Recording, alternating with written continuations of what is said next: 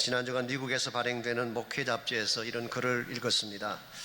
어느 주일 아침인데 5살짜리 장난꾸러기 꼬마가 엄마 몰래 장난감 총을 외투 밑에 감춘 채 교회로 갔습니다.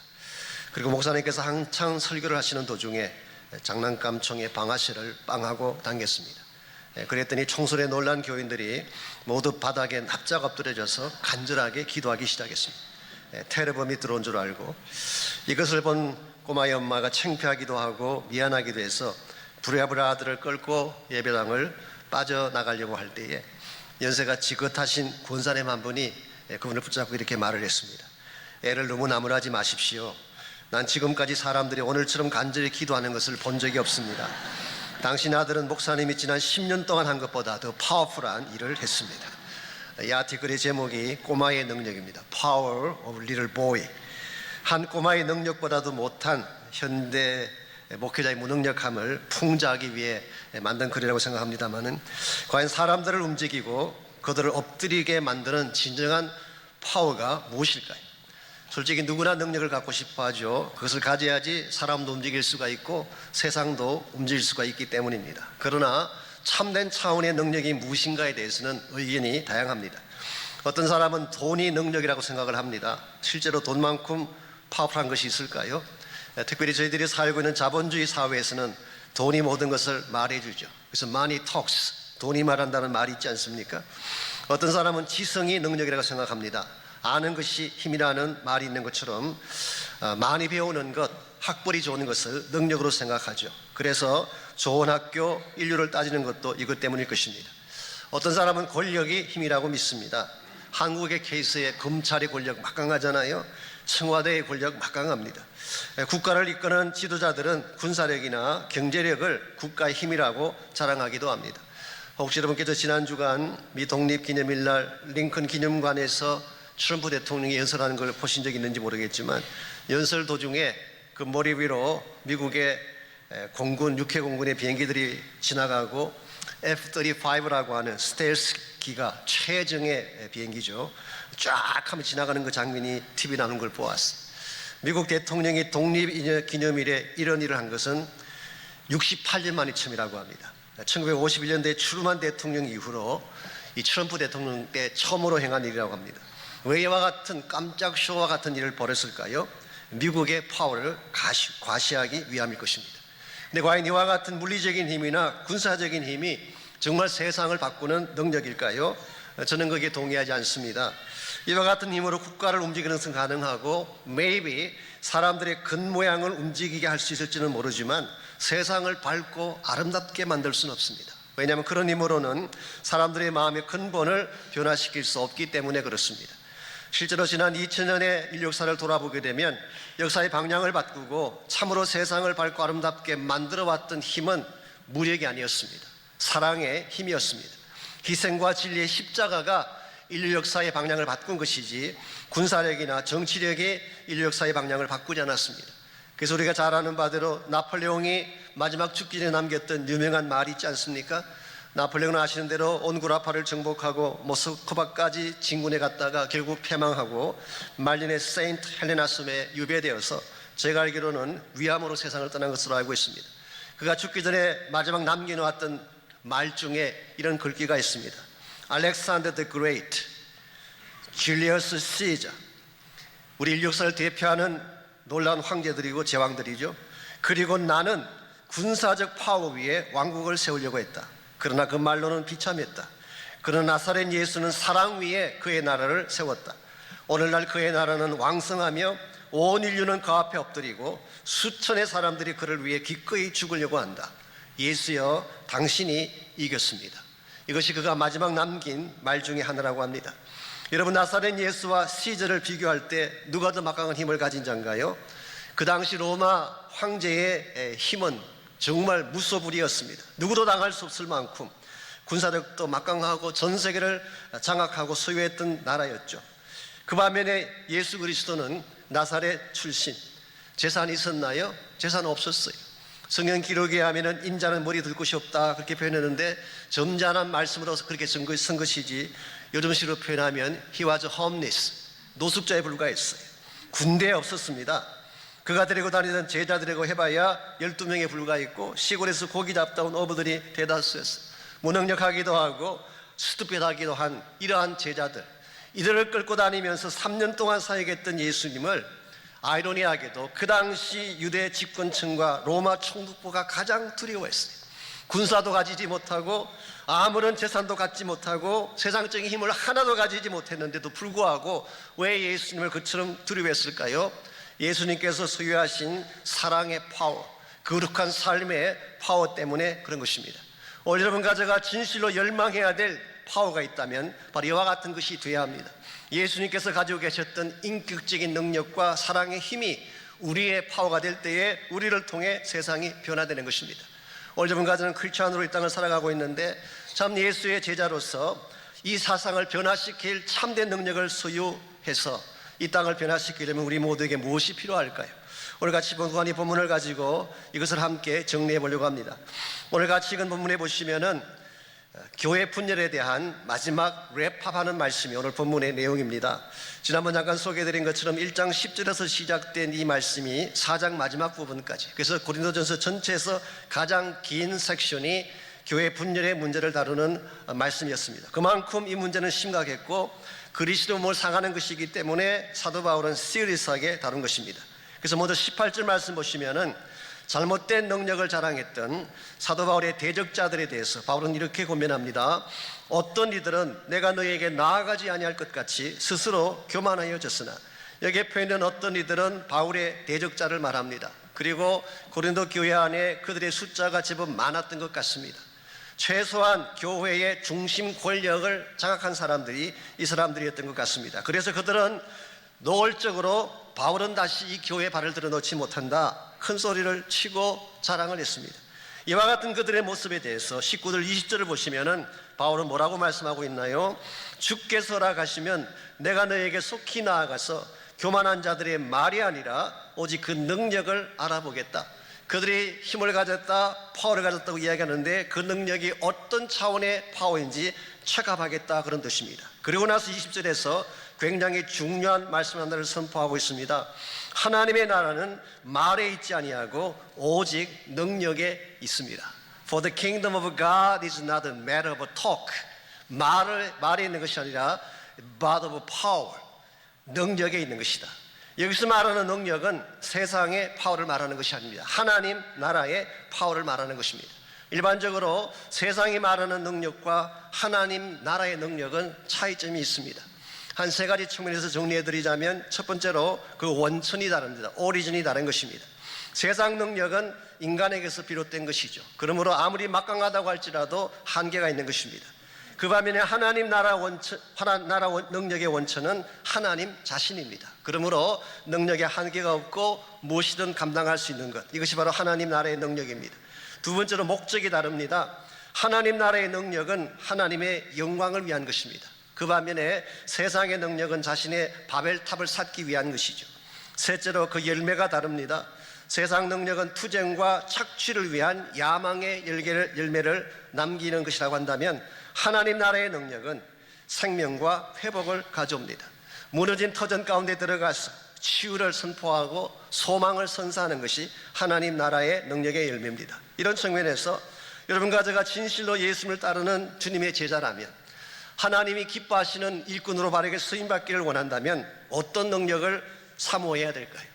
주님께서 우리에게 말씀하신 선한 능력을 소유해야지 이 땅을 변화시키고 영광의 새날을 맞이할 수가 있을 것입니다.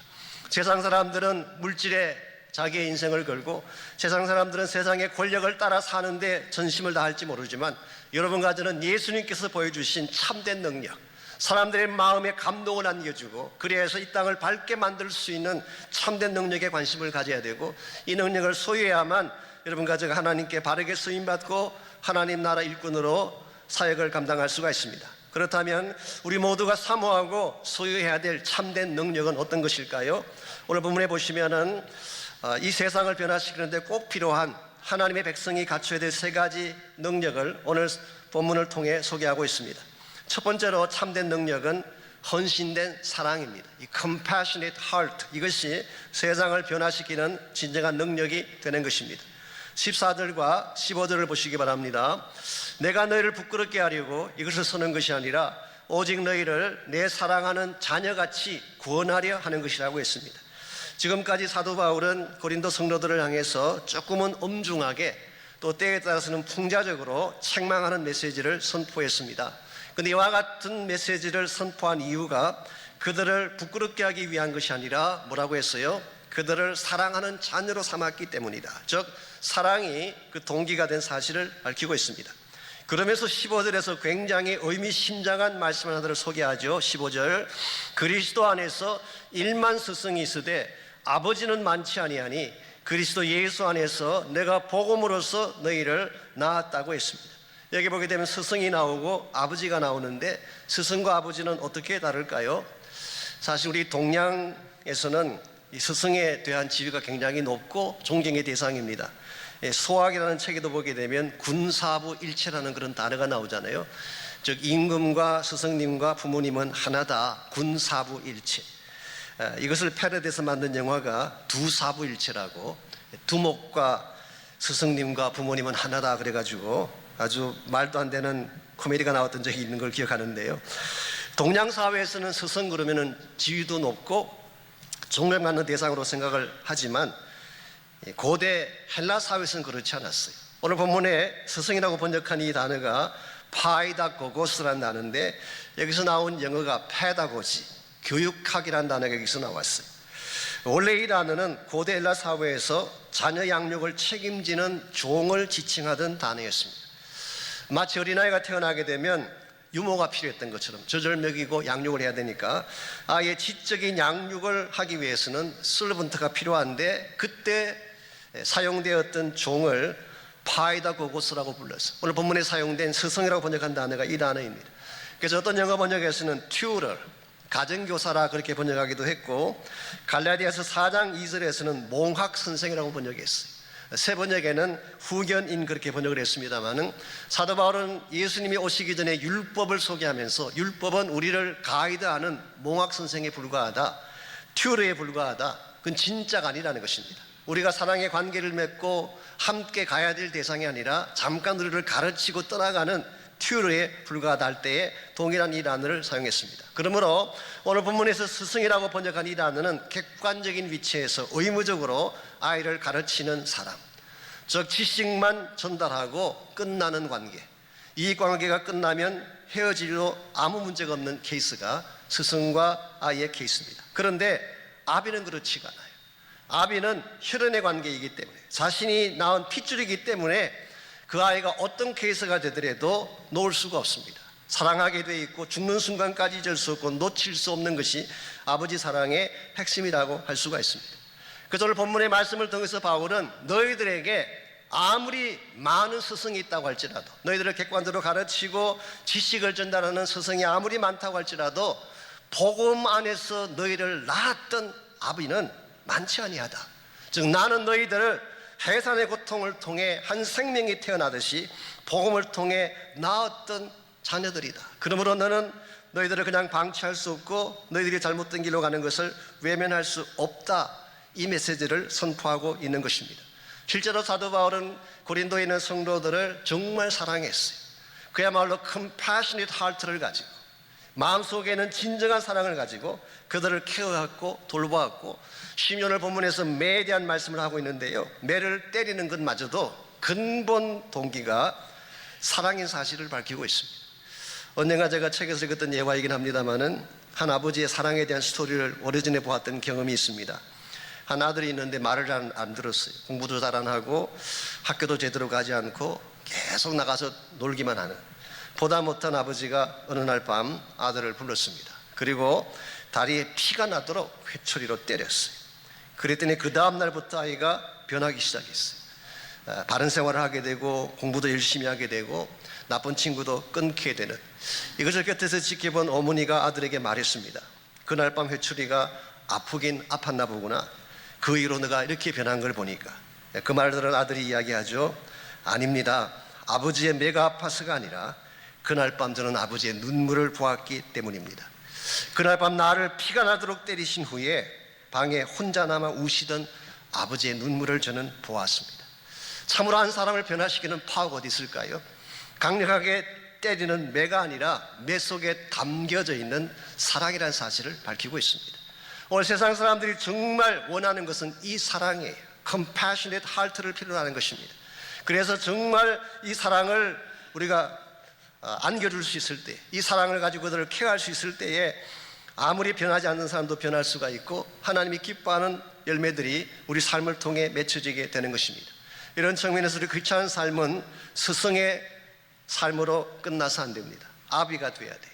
누군가를 사랑하고 케어하는 삶을 살아가야지 인생을 다 산 후에 남길 열매가 있기 때문에 이와 같이 누구를 사랑하며 케어하는 삶을 저희 교회에서는 목자의 삶이라고 부르고 있습니다. 여러분 가운데 많은 목자님들이 계시는데요, 제가 예비 목자 훈련할 때 첫 시간에 꼭 이 말씀을 드리죠. 크리스찬 삶의 본질은 목자가 되는 것이다. 그것도 착한 목자가 되는 것이 크리스찬 삶의 가장 핵심 중의 핵심이다. 구약 성경에 나오는 요셉도 목자였고 다윗도 목자였죠. 물론 저희들을 이끄시는 예수님도 목자였습니다. 그러므로 우리 삶도 당연히 목자가 돼야 된다. 이 사실을 첫 시간에 제가 좀 장황할 정도로 강조를 하고 있습니다. 이렇게 말씀드리면 진짜 약무리를 들어가서 누군가를 인도해야 되겠구나 생각하실지 모르지만, 물론 테크니컬한 의미에서는 그런 뜻이겠지만 사실 그것은 generally 우리 크리스찬 삶 전체의 방향을 말하는 것입니다. 여러분과 제가 정말 이 땅에 사는 동안에 후회 없이 열매가 있는 삶을 살기를 원한다면 한 생명이라도 복음 전하고 양육하는 삶을 사셔야 돼요.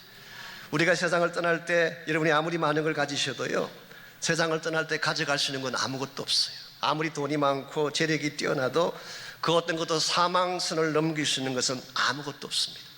여러분 잘 아시는 존 디 록펠러가 했던 유명한 말이 있잖아요. 그 사람은 사실 그 당시 갑부 중에 갑부였는데 어떤 기자가 물었습니다. 당신이 죽을 때 얼마를 남기고 갈 것입니까? 그때 뭐라고 답했어요? All. I'll leave it all. 한 푼도 못 가져가고 다 남긴다고 이야기했어요. 우리가 아무리 많은 돈을 가지고 있어도, 아무리 많은 권력이나 지위를 가지고 있어도 우리가 이 땅을 떠나는 순간 다 남기고 가야 됩니다. 세상을 떠난 이후에도 유일하게 남는 것이 하나 있다면 사랑했던 사람들이에요. 복음 전가하고 양육해서 주 예수 앞에 함께 설 한 사람, 이 사람만이 여러분이 영원토록 남길 열매이고 이것만이 하나님 앞에 설 때 자랑스러운 멸류관이 되는 것입니다. 이런 측면에서 여러분이 10년, 20년, 30년 신앙생활 했다고 말씀하시지만 내가 직접 복음을 전가하고 양육했던 인물이 한 사람도 없다면 아마 주님 앞에 서는 날 굉장히 후회할 거예요. 전 몰랐습니다. 교회에서 안 가르쳐줬습니다. 그런 말씀 마세요. 제가 분명히 가르쳐드렸으니까. 여러분께서 정말 복음을 전개해서 한 생명을 양육하지 않는다면 다른 아무리 많은 것들을 소유하다 가셔도 주님 앞에 설 때는 남길 것이 아무것도 없습니다. 그러므로 정말 이 땅을 변화시킬 수 있는 진정한 파워는 주님이 나를 사랑하신 것 같은 참된 사랑을 전가하고 나누는 것입니다. 두 번째로 세상을 변화시키는 능력은 모범된 열매입니다. 즉 내가 삶을 통해 보여주게 될 모범된 삶의 열매가 있어야지 세상을 변화시킬 수 있다, 그런 뜻입니다. 16절 말씀 보시면은 조금 여러분이 납득하기 어려울 수도 있는 말을 사도 바울이 합니다. 그러도 내가 너희에게 권하노니 너희는 나를 본받는 자가 되라. 이 말씀 쉽지 않은 거 아시죠? 감히 나를 본받으라고 말한다는 거 쉽지 않습니다. 더구나 지금 이 말씀을 하는 것은 고린도 성도들의 오해를 받을 수 있는 말씀이에요. 즉 바울파가 되라, 이런 말로 들을 수도 있기 때문에. 근데 왜 바울이 이와 같은 말을 했을까요? 이 말은 내 편이 되라, 내 파가 되라, 그래서 한 말이 아니었어요. 사실 여기서 바울이 정말 하고 싶은 메시지는 따로 있습니다. 우리말 번역에는 나를 본받는 자가 되라 그렇게 번역을 했지만 헬라 원문을 보게 되면 한 단어, 미메테스라는 단어예요. 미메테스. 여기서 나온 영어가 imitation, 모조품이란 영어가 여기서 나왔습니다. 그래서 be imitators of me, 나의 모방자가 되라, 나의 모조품이 되라, 그런 뜻이에요. 이런 모조품이 있다고 하는 것은 무엇을 의미할까요? 반드시 진품이 있다는 뜻입니다. 아디도스가 있다는 말은 반드시 아디다스가 있다는 뜻이에요. 우리 한국 분들은 잘 바꾸시잖아요. 기가 막히게 만들고 O자 A자 바꿔가지고 페이크를 만드는데, 아디도스가 있다는 것은 아디다스가 있다는 뜻이에요. 여러분의 삶 가운데에 진짜가 있기 때문에 따를 수 있는 대상이 있는 것이죠. 오늘 본문에서 바울이 말하고 싶은 핵심이 여기 있습니다. 사실은 사도 바울 본인이 모방했고 따르기를 원했던 한 분이 계시는데, 너희들도 내가 그랬던 것처럼 내가 모방했던 그 진품을 따라 사는 자가 되라. 이게 바로 바울의 핵심 메시지였어요. 즉 예수 그리스도를, 진품이신 예수 그리스도를 너희들이 따라 사는 모조품이 되라, 그렇게 말씀하고 있습니다. 오늘 저분과 제가 참으로 이 세상 사람들에게 선한 영향을 끼치고 무엇인가 임팩을 남겨주기를 원한다면 흉내라도 예수님 따라다니는 삶을 보여줘야 돼요. 사실 우리 가운데는 오리지널이 없기 때문에 내가 아무리 열심히 해도 예수님처럼 살 수는 없어요. 주님처럼 완벽할 수는 없어요. 그러나 at least 모조품으로 살 수는 있잖아요. 정말 내가 예수님을 닮기 위해서 애쓰고 노력하고 부족함은 있을지라도 주님을 따라다니는 모조품다운 삶, 이거 굉장히 중요한 것이죠. 그래서 17절을 계속 보시면 바울은 다음과 같이 말씀합니다. 이로 말미암아 내가 주 안에서 내 사랑하고 신실한 아들 디모데를 너에게 보내었으니 그가 너희로 하여금 그리스도 예수 안에서 나의 행사, 곧 내가 각처 각 교회에서 가르치는 것을 생각나게 하리라고 했어요. 디모데는 사도 바울의 영적 아들입니다. 그리고 디모데는 바울이 가는 곳마다 따라다니면서 바울의 모든 행적을 직접 목격했던 장본인이에요. 그래서 사도 바울은 고린도 성도들에게 이 디모데를 보내면서 그 이유가 뭐냐고 하면 이 디모데를 통해서 그리스도 안에서 나의 행사를 리마인드 시켜주기를 원했었다. 이게 나의 행사라고 번역한 이 단어가 실제로는 나의 길이란 뜻입니다. My ways of life. 내가 지금까지 예수 그리스도를 전가하고 주님을 따라다니면서 보였던 삶의 길, 삶의 내용을 그들에게 전가하고 소개시켜 주기 위하여서 디모데를 보낸다는 뜻입니다. 그만큼 사도 바울의 삶 가운데는 완벽하진 아니하지만 예수를 따르고자 하는 삶의 흔적이 있었고 주님의 발자취를 따라가기를 소원했던 바울의 삶이 있었기 때문에 바울은 수많은 사람들에게 감동을 줄 수가 있고 복음의 열매를 맺는 것이 가능했던 것이죠. 오늘날도 마찬가지입니다. 세상 사람들이 감동을 받는 것은 우리가 전한 복음 때문이기도 하지만 실제로는 복음을 전하는 우리의 삶을 통해서 그들은 영향을 받습니다. 아무리 우리가 복음을 잘 전개해도 복음에 합당한 삶을 살지 못한다면 오히려 우리의 삶 자체가 복음을 막는 블락이 될 수도 있어요. 저는 그런 면에서 참 우리 크리스찬 삶의 열매가 중요하다고 생각합니다. 아무리 복음이 위대하다고 하더라도, 예수님이 아무리 위대한 구원자라고 할지라도 예수를 따르는 여러분같이의 삶이 그 길을 따라가지 못한다면 과연 세상 사람들이 복음 안으로 들어올 수가 있을까요? 어쩌면 여기에 한국교회가 가지고 있는 가장 심각한 문제가 있는지도 모르겠어요. 예수는 십자가의 길을 가르쳐 주셨는데 우리는 높은 길, 영광의 길을 추구한다면, 예수님께서는 진리를 가르쳐 주셨는데 우리 삶의 인테그리티, 진실성이 없다면 우리가 전하는 복음을 세상 사람들이 받아들일까요? 주님은 용서와 용납을 가르쳐 주셨는데 우리는 형제 흠집 찾기에 혈안이 되어져 있다면 세상 사람들이 우리가 전하는 복음을 억셉트할까요? 너나 잘하세요 그러지 않겠습니까? 이런 측면에서 윤리나 도덕성 자체가 복음의 핵심은 아니지만 그러나 크리스천 삶의 굉장히 중요한 면이라고 저는 생각합니다. 오늘 사실 우리 기독교가 변화되어지고 복음이 새로워지기를 정말 원한다면 우리의 윤리적 삶이 바뀌어져야 됩니다. 삶의 열매가 있어야 돼요. 내가 한번 구원받았으니까 천국 간다, 여러분의 신앙을 라이센스처럼 생각하고 마음대로 사는 것은 아무리 잘 설명을 해주어도 그것은 성서적이지 않습니다. 정말 예수의 사랑을 안다면 사랑에 합당한 삶을 살고 은혜에 합당한 삶을 사는 것이 세상 사람들에게 메시지를 던질 수 있는 삶의 비결인 것입니다. 이런 면에서 세상을 변화시킬 참된 파워는 주님이 우리에게 심어주셨던 것처럼 사랑의 하트, 두 번째는 우리 삶을 통해 보여주는 그리스도의 길, 이것이 세상을 변화시키는 능력입니다. 마지막 세 번째로 세상을 변화시키는 능력은 불의를 직면하는 용기입니다. 불의를 회피하지 아니하고 confrontational courage, 불의를 직면하는 용기가 있을 때에 세상을 변화시킬 수가 있습니다. 18절 19절을 다시 보시기 바랍니다. 18절에 어떤 이들은 말씀드린 것처럼 사도 바울을 반대하는 사람들이라고 했죠. 그런데 생각보다 그들의 숫자가 많고 심각했던 것 같습니다. 제가 나중에 좀 더 자세히 말씀드릴 기회가 있겠지만 고린도 교회와 사도 바울의 관계는 4개의 편지와 3번의 방문으로 이루어집니다. 4개의 편지를 썼는데 실제 남아있는 것은 2개밖에 없어요. 그래서 첫 번째 남아있는 서신을 고린도전서라고 부르고 두 번째 서신을 고린도후서라고 편의상 부르는 것뿐이지 실제로는 4개의 편지를 썼어요. 그것이 고린도전서와 고린도후서에 그 내용들이 소개가 되어 있습니다. 뿐만 아니라 사도 바울이 고린도를 방문한 것은 3차례에 걸쳐서 방문을 했습니다. 특별히 그 중에서도 두 번째 방문을 했을 때가 고린도전서를 보낸 후에 바울이 고린도 교회를 방문했습니다. 고린도후서 2장에 그런 게 나와 있습니다만 그때에 바울은 반대자들에 의해서 굉장한 수모를 겪습니다. 본인이 직접 개척한 교회이고 1년 6개월 동안 전심을 다해 사랑을 쏟았던 그 교회였는데 면전에서 쫓겨나는 고통을 당하게 됐습니다. 그래서 많은 성경학자들은 이 방문을 painful visit, 아픔의 방문이라고 부르는 이유가 여기 있습니다. 그러므로 오늘 이 말씀을 기록할 당시 사도 바울은 장차 고린도 교회를 방문하게 된다면 어떤 어려움이 찾아올지를 충분히 알고 있었어요. 내가 거기를 방문하게 되면 어떤 어려운 상황에 처할지를 충분히 알고 있음에도 불구하고 19절을 보시기 바랍니다. 바울이 뭐라고 말씀하고 있는지, 주께서 허락하시면 내가 너에게 속히 나아가서 그랬어요. 주님이 만일 원하신다면 if the Lord is willing, 주님의 뜻이 여기에 있는 것이라면 I will come to you quickly 혹은 without hesitation, 나는 지체하지 아니하고 속히 너에게 나아가겠다. 저는 여기에 사도 바울의 위대한 용기가 있다고 생각합니다. 바울은 그들이 보여줄 반응에 영향받지 않습니다. 그들이 박수를 보내주건 야유를 보내주건 I don't care.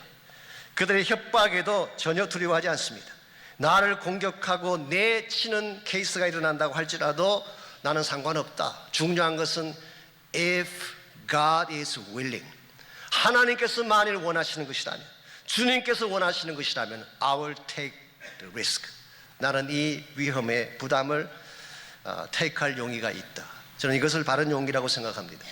흔히 용기라고 하면 그냥 욱하는 마음으로 뛰어드는 것을 용기라고 생각하는데 그건 용기가 아니에요. 여러분이 그냥 무조건 뛰어드는 게 용기는 아니고 만용이라고 부르는 것입니다.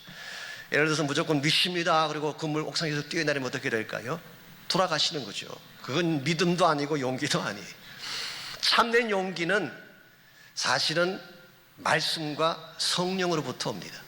이 복음서를 읽어보시게 되면 베드로가 무리를 걸어가는 사건이 나오죠.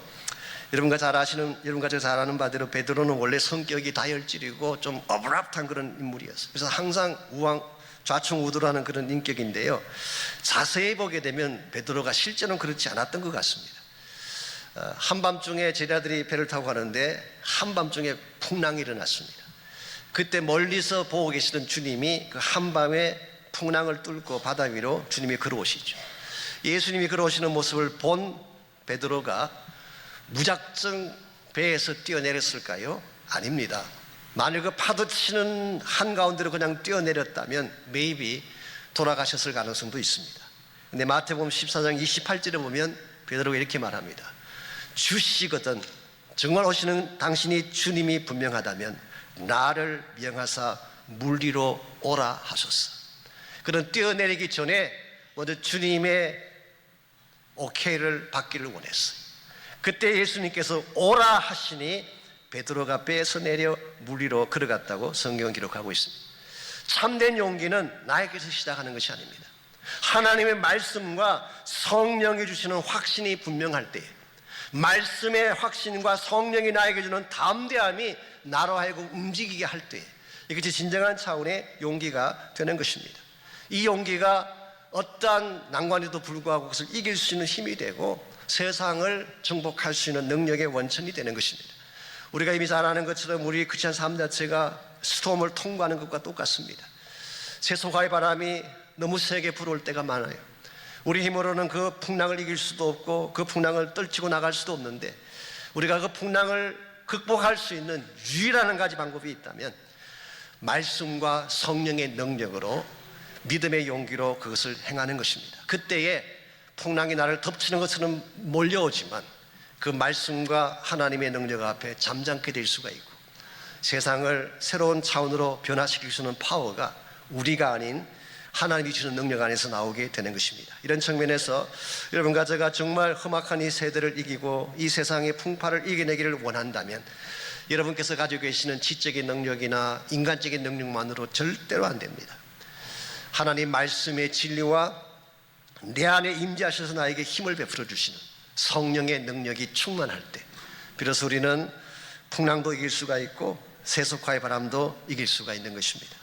오늘 많은 사람들이 이 시대의 부흥은 끝났다고 말합니다. 한국교회의 복음 부흥의 시대는 지나갔다고 말하는 분이 많이 계십니다. 이제 우리의 심령은 많은 풀같이 말라있기 때문에 도무지 희망이 없다고 선포하는 절망적인 메시지를 선포하는 분들이 많이 계세요.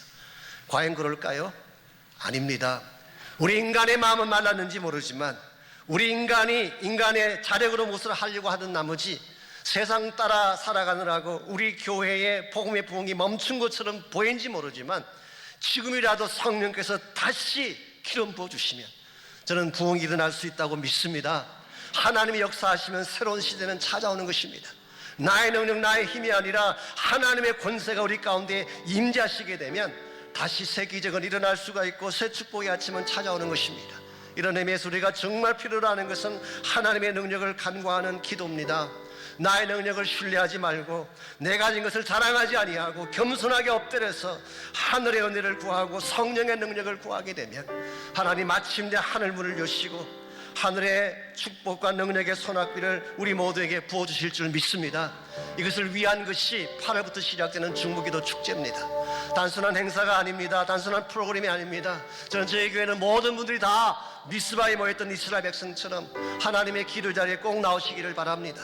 그리고 하늘을 향하여 전심을 다해 부르짖으시기 바랍니다. 그때 하나님이 임재하시면 가정의 문제 풀려질 수 있어요. 자녀에 대한 문제 해결될 수 있습니다. 신분에 대한 문제, 질병에 대한 문제, 여러분이 지금까지 가슴에 품고 살아왔던 수많은 풀리지 않던 문제들 하나님이 풀어주실 수가 있어요. 그러므로 여러분 모두가 기도의 자리에 나오시기를 바라고 여러분 한 분 한 분이 기도의 불씨가 되기를 바라고 이것이 교회만을 향한 그와 같은 행사가 아니라 이 타운을 깨우고 미국을 새롭게 변화시키고 다시 이 땅에 하나님의 나라가 돌이키게 되는 이 놀라운 사역을 위해 여러분이 기도해 주시고 함께 동력에 참여해 주시기를 바랍니다.